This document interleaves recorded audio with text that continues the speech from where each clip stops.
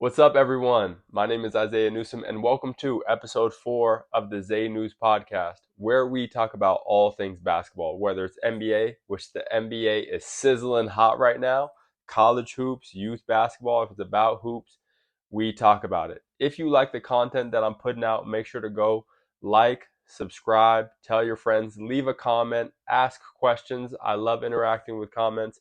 I love answering questions that people have, so make sure to drop those comments as well. Today, I really just wanted to do a recap and decompress after all of the trades that happened prior to the NBA deadline yesterday evening. So that's exactly what we're going to do. I talked for a long time about the Luka Doncic trade in our last episode. So we're going to skip over the Luka Doncic trade to the Lakers. Obviously, if you've been following along, you know the Lakers are my squad.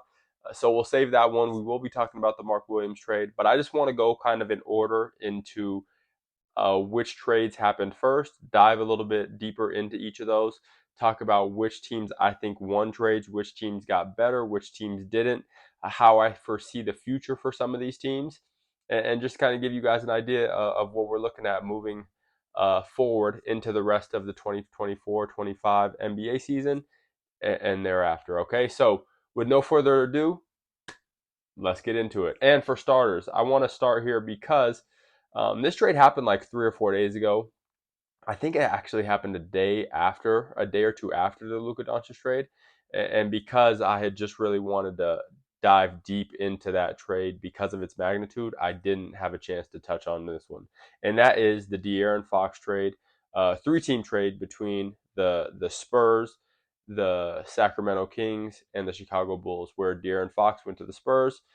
Sacramento got back in return Zach LaVine, among some other things, and then the Bulls got a few pieces as well. So let's touch there first, because obviously that's probably the next biggest and most impactful trade that has happened over the last week. So as I just mentioned, De'Aaron Fox, as reports were coming out saying that he wanted to find a way to get over to the Spurs, the Sacramento Kings obliged, right? And they traded him in a three-team trade over to the Spurs. Now, my immediate thoughts for the Spurs, they got their point guard of the future. They got the perimeter playmaker of the future to build alongside with Victor Wembanyama. And I think it's a huge win for that team, right? That's what they needed. They needed a playmaker from the guard position, someone who can make the game easier for Victor, get him in spots to where he could be more successful, take some of the pressure off of him, so he doesn't necessarily have to be the primary offensive guy. And I think it'll do wonders for the Spurs, to be honest with you. I think that's a great pairing. I think De'Aaron Fox is awesome. The pressure he puts on defense with his quickness, his speed, both up and down the court and laterally. De'Aaron Fox is an awesome player. And I love the fact that he's now paired with Victor Wembanyama, and they both are still young enough to really build something special over there. Now, how I foresee that going for the Spurs is um, it just takes pressure off Wemby to have to be the guy in every situation when it comes to the offensive end of the court. And it allows him, at least currently, to do what he does best, which is be an awesome defender, right? Be, outside of Anthony Davis, probably the best defender in the NBA. And it takes not only pressure off him, but there's just going to be an ease of scoring that comes with having De'Aaron Fox on the court that he didn't have before, right? Because now when he sets screens, he has a guy on the offensive end of the court who is dangerous, right? And you can't just um, you have to really focus from a defensive perspective when you're guarding these sorts of actions on picking your poison, right? Who are you going to live with, right? Are you going to live with Wemby popping to the three, rolling to the basket? Are you going to live with De'Aaron Fox coming downhill on you? Nobody wants to live with that. You know what I'm saying? So it adds an interesting dynamic to that team, uh, to a team that's already been on an upward trajectory, right? Like this team is already near the play-in, from where they were last year, the past 2-3 years, and the lack of success the Spurs have had, especially in comparison to what they're used to over the last 20 to 25 years.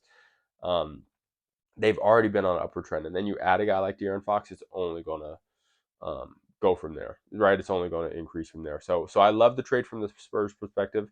And honestly, transitioning to the Sacramento Kings, I like this trade from the Sacramento Kings perspective as well. And let me tell you why. Because I personally thought if the Sacramento Kings were to trade De'Aaron Fox, that they would essentially be entering a rebuild mode.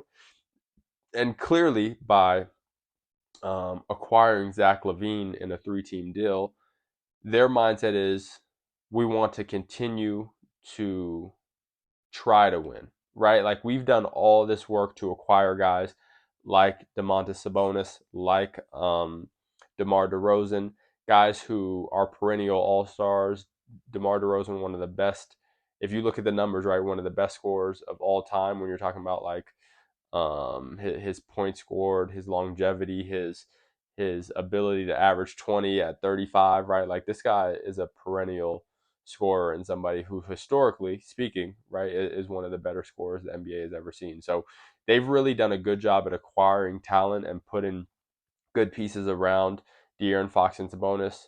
De'Aaron Fox wanted to get out of there though, and they obliged that, and that's okay. But what they did do is they made sure they got a player of equal caliber in the midst of that, and not only a player of equal caliber, they also got some great draft assets, which included 3 first-round picks and 3 second-round picks. So that's quite the haul, right? You get a few bodies, you get a guy who's, to me personally, I think is of equal caliber to, and if not like the same caliber of player, like a very small step under that. You know what I'm saying? Like, um, I don't know if I could just say outright that De'Aaron Fox is better than Zach LaVine. I think he is, but it's very close to me, right? It's very close. I think they're very similar. I think a lot of their weaknesses are similar on the offensive end of the floor. I think a lot of their um, where they thrive and where they're best at, being athletic, putting pressure on defenses. Zach LaVine can shoot the long ball a little bit better. De'Aaron Fox better at getting to his mid-range game, working out of that, etc. So um, I think it's a very equal swap in terms of talent. Now, in terms of where it'll fit, right? Like De'Aaron Fox is obviously a point guard. He handles the rock. He facilitates a little bit more. Um, Zach LaVine's used to playing off the ball more. So it is going to be a different dynamic. But what I do like is LaVine and DeMar DeRozan obviously have awesome chemistry already from playing for like 4 years together. So I think it'll be a pretty seamless fit. And I think over time that team will probably honestly have the same amount of success that they would have had with De'Aaron Fox, right? They're still going to be a play-in team. They're still going to be competitive. They're still going to win games. They're still going to lose some games. Um, I don't necessarily think this trade makes the Kings like a surefire playoff team or anything like that. But what it did do is you swap a guy who didn't want to be there in De'Aaron Fox for a guy of equal talent, and you gain a huge amount of draft assets, right? You're talking about 3 first-round picks, and this is 3 first-round picks, one of which is going to be this summer. The next is 2 years from now, and then you got one further in the future in 2031 as well. So these are a few of these picks are more immediate, and they can start to have an effect on the team very soon. And if they want to flip that into more trades, whatever the case may be, they have the opportunity to do that. So honestly, for a guy who didn't want to be there in De'Aaron Fox, I love what the Kings were able to acquire in return. I love the fact that they didn't just punt on all the work that they've done in trying to develop a roster that was competitive, right? So I think this is a win for the Kings. I still think they're probably going to end up in the play-in. There's going to be an adjustment period. I do think they should be in like the buyout market. Players who are getting waived around this time, all that sort of stuff for a point guard who can start, so you can continue to bring Malik Monk off the bench and allow him to thrive in that 6-man role. The past 2 games, he's been their starting point guard, which you have Malik Monk, Zach LaVine, and DeMar DeRozan, 3 guys who all want to do the same thing, which is naturally score the ball. I don't know how that dynamic's going to work. So I would say get a point guard, find a point guard by whatever means necessary. But if you can find a guy who can just distribute, put guys into the right positions, and it doesn't have to be the greatest point guard in the world, but somebody who's just serviceable for now, and then in the summer maybe work on getting a legitimate point guard. I think that will allow them to stay in the hunt, stay in the play-in, stay competitive. Before the trade deadline, the Kings had made a shift and they were playing awesome basketball, right? From when they fired Mike Brown up until the trade deadline, until they made that move, they were playing really good basketball and they were being competitive. They had started to really make some strides in the right direction. So if they get a point guard and allow those pieces to fall into place a little bit more naturally, I think they can definitely continue to be competitive. So that's my thoughts. We don't need to touch on the Bulls. The Bulls, got some pieces from the Spurs, from Sacramento, a first round pick. But to be honest with you, we'll move on from there. So moving on from there, want to talk about the Jimmy Butler trade. Obviously, Jimmy Butler has been top news over the past like 3 weeks to a month. It feels like it's been quite a while. This thing has been dragging on, and the Warriors finally figured out something finally figured out a deal with Miami and Jimmy Butler to get Jimmy Butler to sign an extension. Really, I think that was the main holdup. Like a week ago, there were reports that Jimmy Butler didn't want to sign to Golden State, and honestly, I think it was just Jimmy using his leverage to try and force them to make sure that he was going to get an extension. So he got what he wanted, right? He got what he wanted. Golden State's going to extend him for 2 more years, I think until he's 37. $60 million a year, awesome extension, good for Jimmy. And the Heat got in return, they got Andrew Wiggins, which in terms of production, if you look at their stats, at least from this season, their production isn't too far off from each other. Wiggins obviously being more of a role player at this point in his career, and Jimmy Butler being more of a focal point. But still, the Miami Heat. So Golden State got Jimmy Butler. The Miami Heat got Andrew Wiggins, Kyle Anderson, PJ Tucker, and a protected top 10 first round pick from the Warriors for 2025. So I think the Miami made out well. Now, what I will say is when I initially saw this trade, I thought Dennis Schroeder was also going to be included in what the Miami Heat got back. But I guess apparently just to make the money work and the way they did it, Dennis Schroeder ended up being shipped to the Utah Jazz, which is just ironic, right? We can all say that it's ironic after the comments that he made a few days ago that he winds up in Utah. The irony in that is you can do nothing but chuckle, I guess. So that's the breakdown. What I think off the top of my head, I think with all the pieces that Golden State has had and the depth they have tried to play with this season, Jimmy Butler is going to help put more things in order for the Warriors, right? They've been playing like 12 deep at times. This creates a little bit of clarity for them, right? They get rid of 2 guys who were both playing, meaningful minutes for them. Jimmy Butler is going to be a guy who's going to make their offense more predictable. And you might think that that's a bad thing, and I think in certain situations having too predictable of an offense is a bad thing. But I think for the Warriors, there was so much uncertainty in their offense, right? The only certain thing that you knew was Steph's going to, shoot when Steph's going to shoot. Outside of that, you didn't know where the rest of those points were going to come from, who was going to play well on a given night. And this provides a lot of clarity because you get another guy who's going to need 15 to 18 shots a game, and also is a great playmaker. So outside of those 15 shots, he's also going to be making plays for other guys as well. So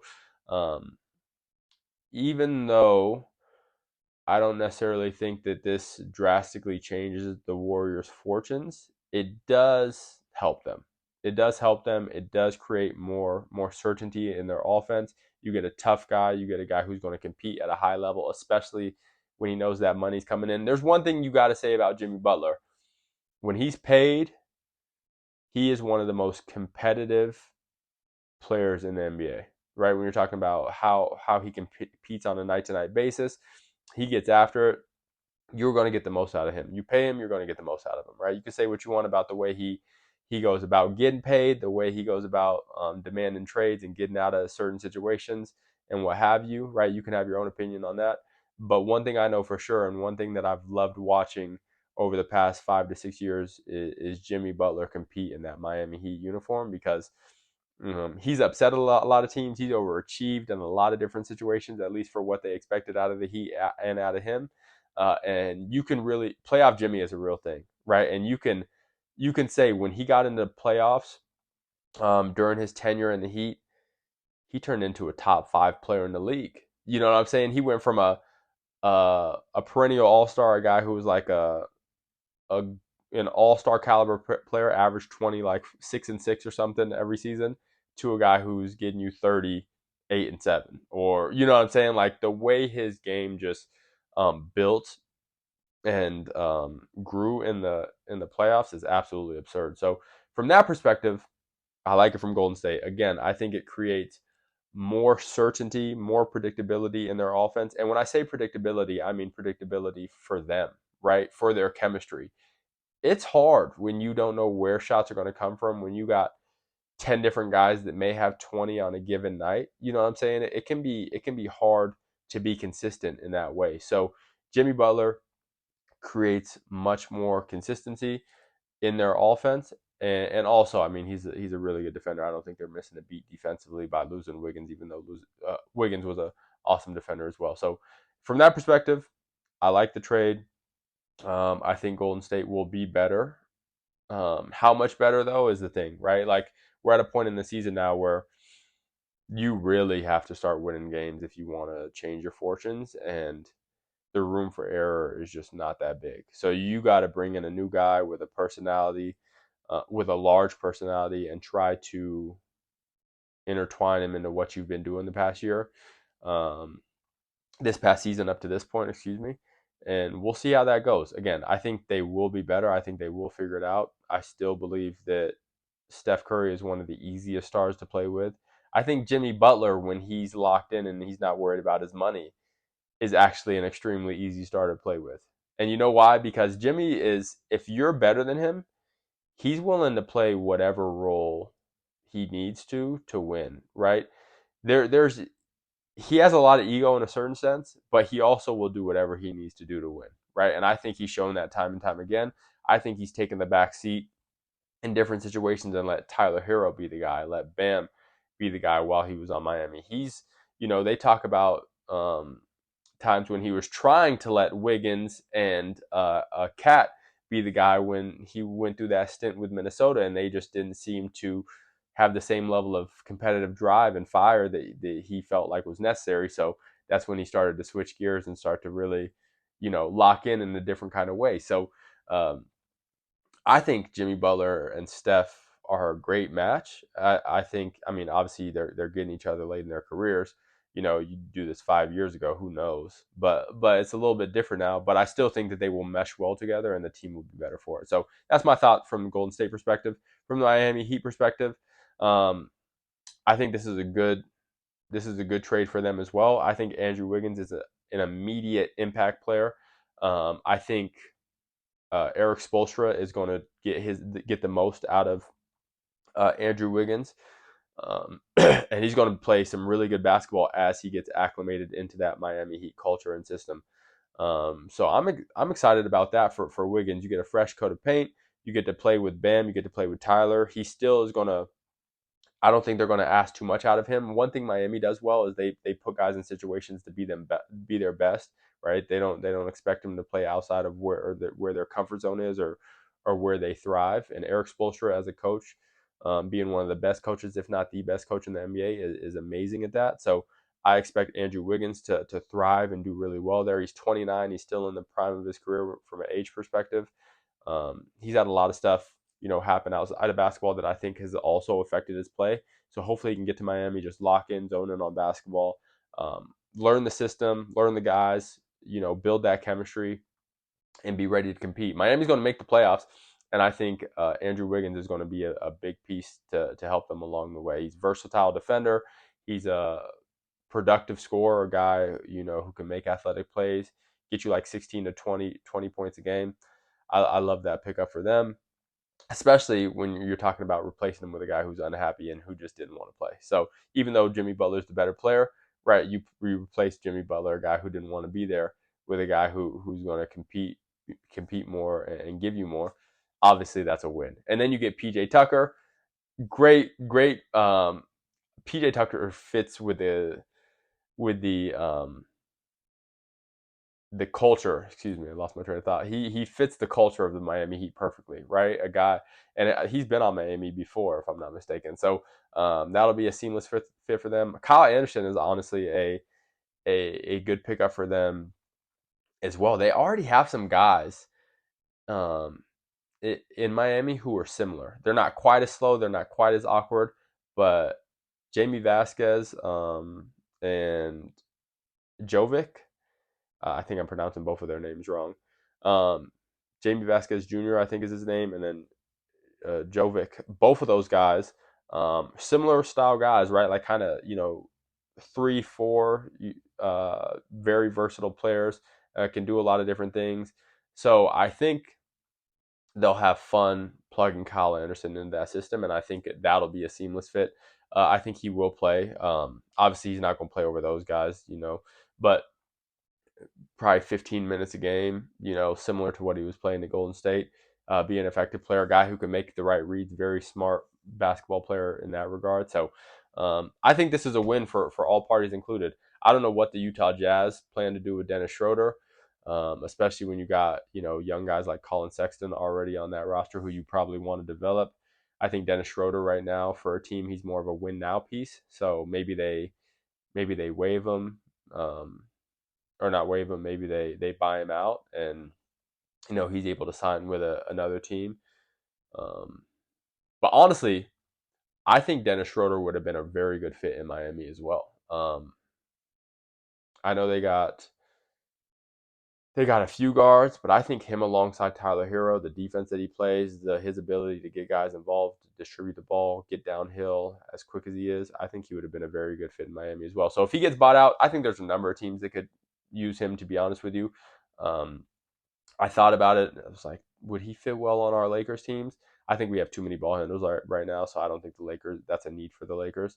But there are definitely some teams. I don't want to go down the list right now, but if I were to think on it long enough, I could probably figure out 2 or 3 playoff teams where he could be of extreme value, right? I think we all could say that because Dennis Schroeder, he's he adds a lot of value to whatever teams he plays on. So, but yeah, that's it. That's it for that trade, the Jimmy Butler trade. I think both teams won out when you're talking about the Miami Heat and the Golden State Warriors, especially for the circumstances that were at hand for those guys. So they pretty much did as good as they could have done. Each of those teams. Jimmy Butler got paid. Everybody won. Both teams won. Jimmy Butler won. What more could you ask for?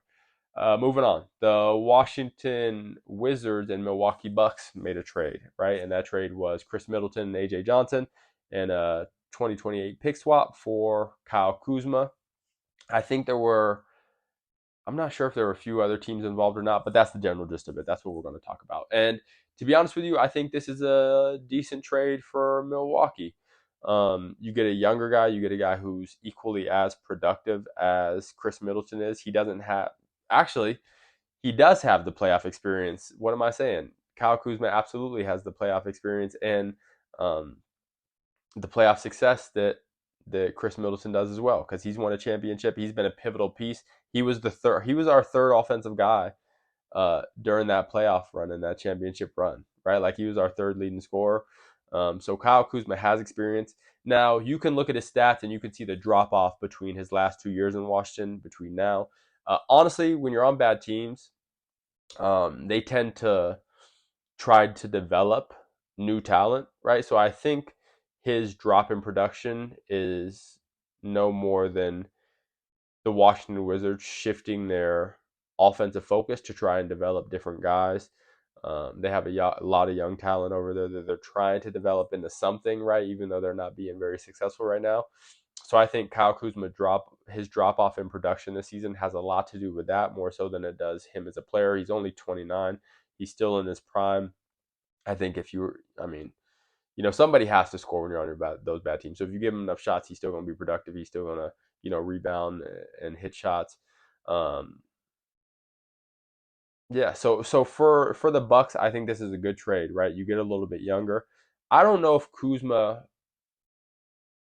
when healthy, is a better player than Khris Middleton. And I'm not talking about historically. I'm talking about at this present moment. Khris Middleton has struggled to be healthy, and I'm not sure where. It's tough to get a read on him, right? Because he hasn't been healthy. He honestly, for the past 2 to 3 years, it seems like he's just been injury prone and has had a tough time staying healthy.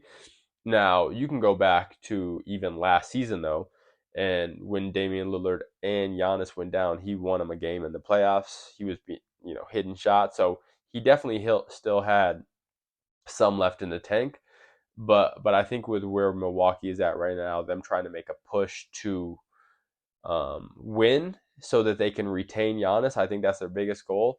They needed a guy who they knew was going to be on the court, and I think Kyle, even though he's actually been hurt a little bit this year as well, is just more reliable in that way. So I think you get younger, you get a guy of at least equal production, and you see where it goes. I like this trade for Milwaukee. I personally don't know how much better it makes them. That'll remain to be seen until they get on the court together and we see how everything goes. But I do think they're of similar production, of similar talent levels. Kyle is a great rebounder. He's not quite as good of a defender as Khris Middleton is. I think they're about the same. Um, I think Kyle Kuzma, one thing I will say, he may be able to play off of Giannis and Dame a little bit better than Khris Middleton could. I think Khris Middleton is probably the better player with the ball in his hands, creating shots for himself, that sort of thing. But I would say Kyle Kuzma is a better off-ball player. If I had to just analyze their games individually and what I've seen in the past. So in saying that, right, you playing off Giannis, a guy who gets downhill, but is also a very good passer. That's going to be huge for them. Kyle Kuzma is probably going to get a lot of buckets off back cuts, off filling in the space as Giannis drives, hitting open shots in that way, and then he can isolate a little bit and things like that, and gives them an added layer to their offense that'll help. And also he's not a bad defender, right? He's a competent defender. And again, he's a better rebounder than Khris Middleton as well. So you give Kyle Kuzma a lot of minutes. He's a good rebounder. He'll end those possessions for you. He's a good shot maker. He plays well off other good players. We haven't been able to see that as much since he's been in Washington, but he definitely is. So I think that'll be a good trade for them. For Washington, honestly, just getting into what adding Khris Middleton means. Honestly, I don't know. Maybe you want a veteran presence to just help show these guys what it means to be a winner in the NBA. But to be honest with you, I don't know. I don't know what Washington's plans are. I wouldn't be surprised if they bought him out at some point or traded him again. During the maybe they get him healthy, get him playing well, increase his trade value, and turn him into something over the summer. That could be it. I do think Khris Middleton deserves to be on a winner. He's a winning player. Hopefully, he can get bought out and get to a place that's a little bit more ideal for a guy of his stature and where he's at in his career. So, don't know what Washington is trying to do. Honestly, at this point, who cares really? Not to say anything bad about them, but we're just more so focusing on teams who have an opportunity to win and make noise, when playoff time rolls around. So moving on from that one, this one was one that I did not necessarily expect, even though I knew Brandon Ingram has been in trade talks for quite a while. But Brandon Ingram got traded to the Toronto Raptors for Bruce Brown, Kelly Olynyk, and a first and a second. To be honest, I feel like that's a little light for what they could have got for Brandon Ingram maybe like a year or two ago. Maybe it's because he has been injured. So maybe that's why they got him for a little bit cheaper. But Brandon Ingram is a really good player. Now, in terms of fits, I don't know how he fits with the Raptors. I know that the NBA has become a wing-driven league, and teams really try to stockpile versatile wings who can switch things, especially from a defensive perspective, and just have that continuity on defense where you can just switch everything, makes your defense easy, right? And it really really makes a big difference. Really makes a big difference. You see these teams with big wings who could switch um, and put different matchups on different guys. It does a lot for your defense. So maybe that's what Toronto's trying to do. Excuse me, sorry. But I don't know offensively how the fit is, right? You got Scotty Barnes, you got Ingram, you got RJ Barrett. Three guys who aren't necessarily the best playmakers. Now, I've watched a lot of RJ Barrett. I've watched a lot of Brandon Ingram. I've watched a little bit of Scotty Barnes, not nearly as much as the other two, just because he's younger, hasn't been in the league as long. So, from my understanding, he's a decent playmaker, and they're starting to put the ball in his hands more. But I still don't think he's an elite level playmaker. And these guys are like shot takers, right? Like RJ Barrett's going to get it up. He's kind of a volume guy. Brandon Ingram's kind of a volume guy. Scotty Barnes, when he's trying to score, is kind of a volume guy. So maybe they're just trying to stockpile pieces, or maybe they're trying to just have options so that they can make different moves.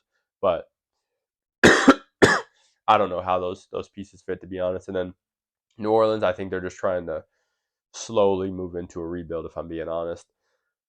Um, what they have going on, as much talent as they've had come through their doors, like whatever they're doing, however they're managed, whatever, I don't know what it is with New Orleans, but it's not working. um, and I know some of it's just guys not being able to be on the court, but they haven't been able to win consistently with Zion Williamson, who, when healthy, is a top 10 player in the NBA, at least top 15, but I think top 10 player in the NBA. Brandon Ingram, who's probably, when playing, top 25 player in the NBA. CJ McCollum, who's a great player, consistent scorer, adds a lot of value to your team, has won a lot of ball games since he's been in the NBA.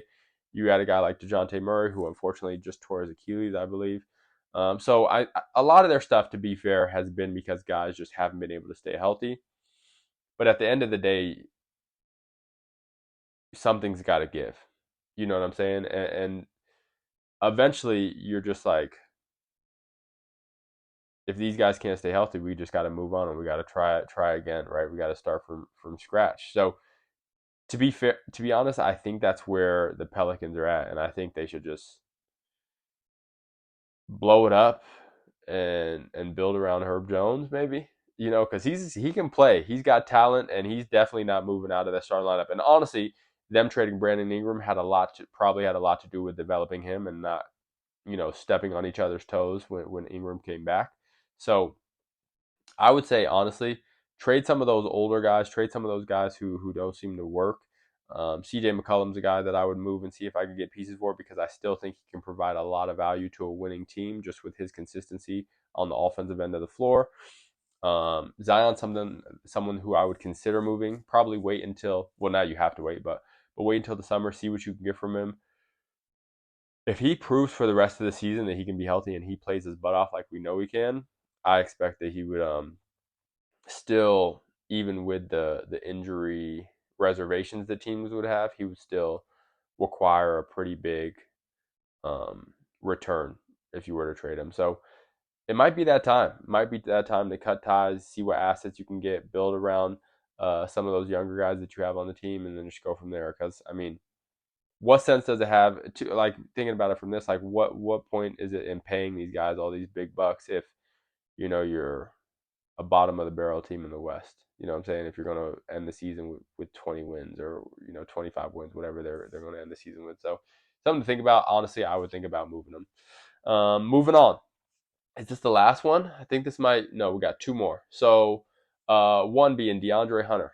This is a trade that actually blindsided me. I think it's a trade in which Cleveland got better for sure, right? A team that's already been atop of the East, dominating the NBA this regular season, playing really, really high level basketball.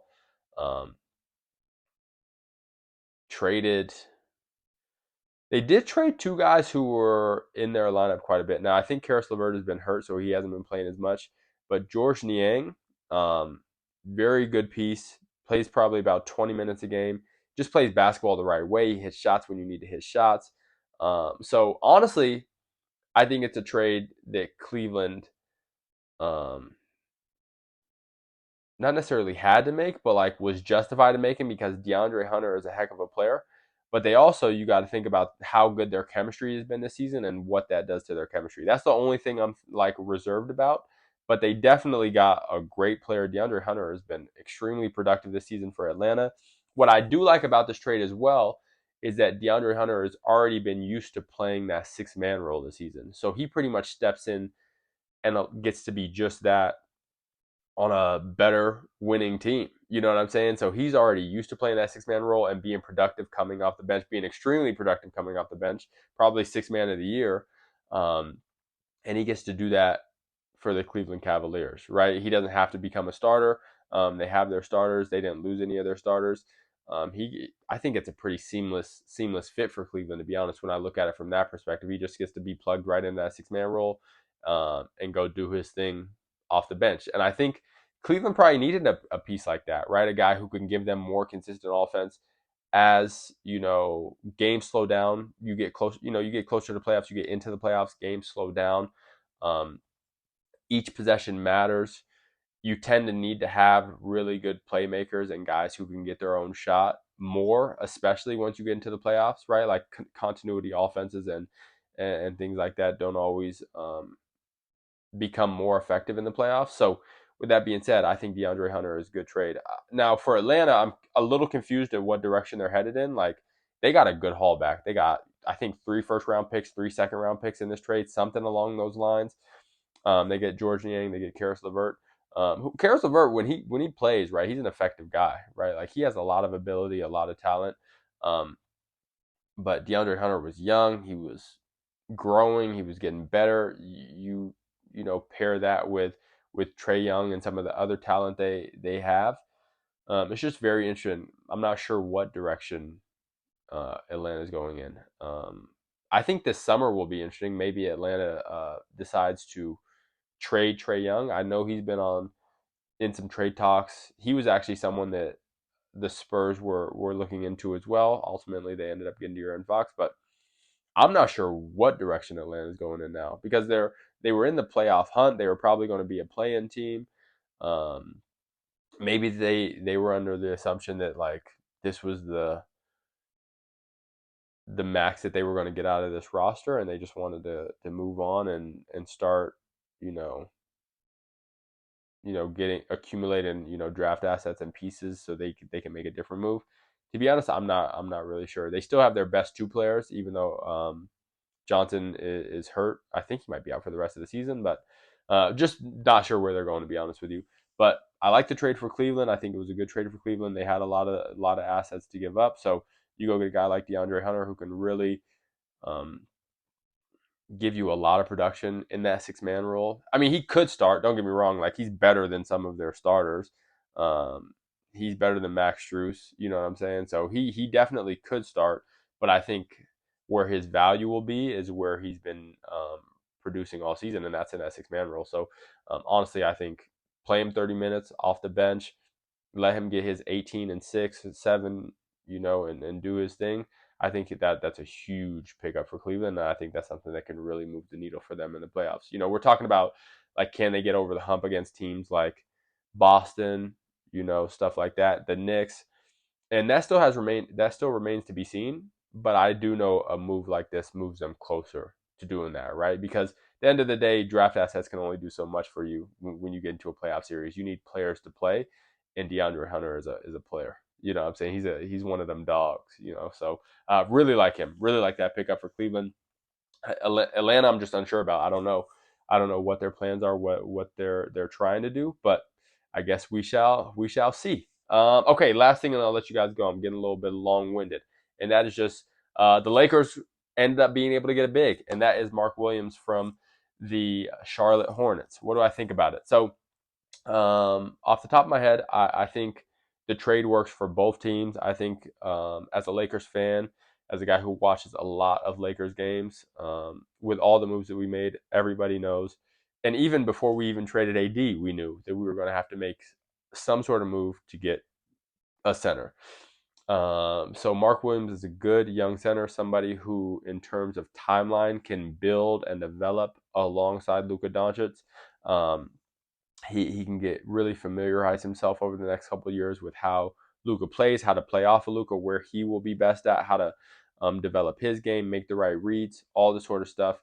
Um, and he gets to do that right with very highly intelligent basketball players around him now, right? Like you get out of that chaos that is Charlotte that I don't think everybody can thrive. He did a great job of being productive, right? Like he's averaging 15 and 10 his third year in the league on limited reps because he's been injured quite a bit.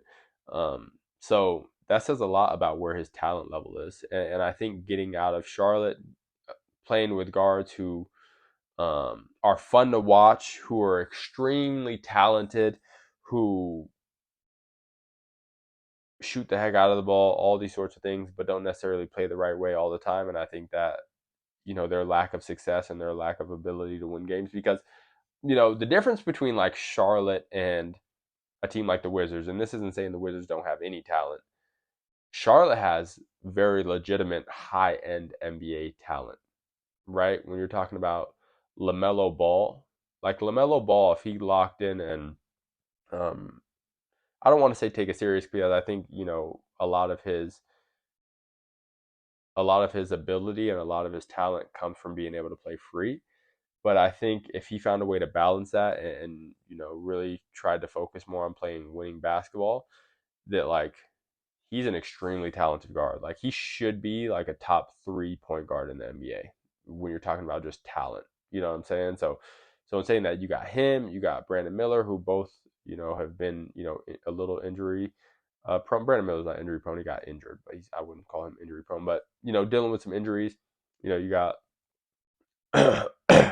excuse me, you got Bridges over there. So I mean, you got a lot of talent over there. But I think it's just when you talk about the culture that's over there right now and the way guys are playing, um, I think it's a good move for a guy like Mark Williams to get out of there and be able to play with guys like Luka Doncic, guys like LeBron James, Austin Reeves even. You know what I'm saying? Like Reeves is a highly intelligent offensive basketball player who is great in the pick and roll, who's going to be able to get mark easy shots. So for his development, I think this is a great move for him. I think this is a great move for the Los Angeles Lakers because we needed a big. We desperately needed a big. Um, Even if it wasn't a starting bid, just more depth at the big positions, more depth of guys who can actually play, right? We got Jackson Hayes, and Jackson Hayes has been playing good basketball recently.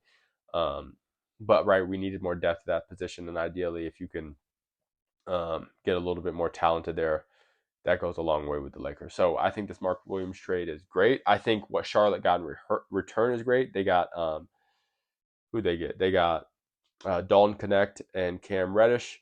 Cam Reddish, I think, is a guy who's still developing, trying to figure out his role in the NBA. I think the Hornets could be a team where he has more opportunity to do that and hopefully develops into something um, that I think we all think he could be with just how high his talent level is. And then Connect, I think, just has more opportunities to make mistakes now. Now, Dalton started the season very strong. He's had glimpses throughout the season. He's been effective. He's had games, even up to this point before he got traded, of being a good basketball player. And I think he will in the future be a staple in the NBA, a really good like role player. I guess. I mean, I don't think he'll be an all star, but um, like a very good role player, 3-and-D guy, a guy who can make plays, a guy who's athletic, who can hit shots. Right. Like I think he will be a very good player. Hopefully he has the opportunity to make more mistakes and just get more time on the court, more reps in Charlotte, because if he does, I think that'll be a really good opportunity for him as well. So I think all parties in that trade won. I think Charlotte got some good draft assets alongside it. They got a first round pick. They got Dalton, who's a rookie. They got Cam Reddish, who's a developing guy, a guy who plays better defense than what they have on their roster right now for the most part. So I think he could get on the floor just from that perspective. And he's still young too. I think he's only like 24, 25. So honestly, love that trade. We just want to make sure, Mark Williams can stay on the court, stay healthy, that sort of thing. big guys still growing into their frames, just tend to have a hard time. So get on that LeBron James workout regimen. Maybe he'll be just fine. So I'm excited to see how that dynamic works with him on the court with us.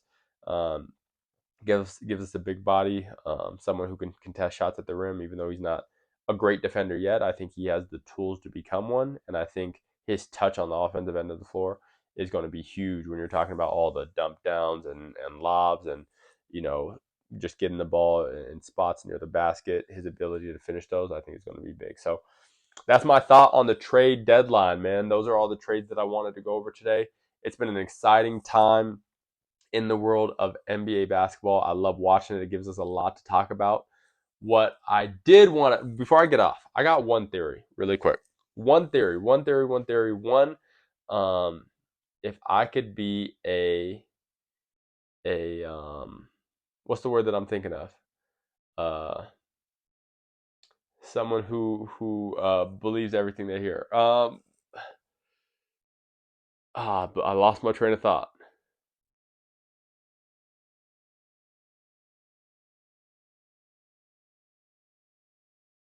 Conspiracy theorist. Okay, sorry, I lost my train of thought. If I could be a conspiracy theorist for a second, was the Luka Doncic trade and just all the trades thereafter to really take the sports media attention this week? Did Adam Silver bring out his inner David Stern, his inner pettiness, and did he give the go for a lot of this stuff to happen because the NFL went head to head with them on Christmas Day? Now, I just want you guys to think about it for a second. Is this the reason that Luka Doncic got traded to the Lakers? Is this the reason that trades have consistently just been popping up? Now, the NBA trade deadline is usually a lot of fun, right? And trades moves happen, but to this magnitude, right? Some of these trades that have been happening, the headlines that have been popping up, it feels like this year has had, for whatever reason, just a little bit extra twang on it. You know what I'm saying? It's had a little bit more to it than most trade deadline years, right? Especially when you talk about the Luka Doncic trade. So did Adam Silver approve or even nudge Dallas and the Lakers along to make that Luka Doncic trade to steal the headlines for NFL Super Bowl week leading into the NFL Super Bowl, to take a little bit of the media attention away from the Super Bowl? Now, obviously, I want to be clear. I'm not saying this is going to affect their ratings on the day of. People are still going to tune in for the Super Bowl. The Super Bowl is a dang near holiday. But affecting that, a lot of the talking points and a lot of the stuff that's being put out on the airways and the news articles leading into the Super Bowl, it definitely matters, right? To what extent it matters, to what extent it'll change the ratings, I don't know, probably minuscule. But, the NFL, and the way they make money and stuff, these companies and stuff, they eat way prior to the actual Super Bowl, right? Like, they're making money well ahead of that. So I just thought it was something that was like, well, I wouldn't have put it past David Stern in the past if the NFL tried to go head to head with them to do something that petty. So I wonder if Adam Silver was like, you know what, these guys trying to take our shine a little bit. Let's throw a curveball at them. Take the news. You can't lie. Monday, Tuesday, Wednesday, a lot of the topics on ESPN, on other sports shows, Fox News, you name it, were Luka Doncic, right, to the Lakers. You know what I'm saying? It was just such big news. So I think there was a little bit of pettiness at play. I don't think that, but that's my conspiracy theorist. My conspiracy theorist is that there was a little bit of pettiness at play when it came to that. But let me know what you guys think. I thought that was just a fun one to bring up. Again, I wish you guys the best. Hope you had a good time with this podcast today. If you have any questions, make sure to drop them in the comments. If you like the content, make sure to subscribe it, share it with some friends. I like to clip these videos off and post them on TikTok and Instagram as well. So if you want to take just some small segments, you can do that as well. But again, wish you guys the best. Thanks for sticking around with me, and we'll talk soon. Peace.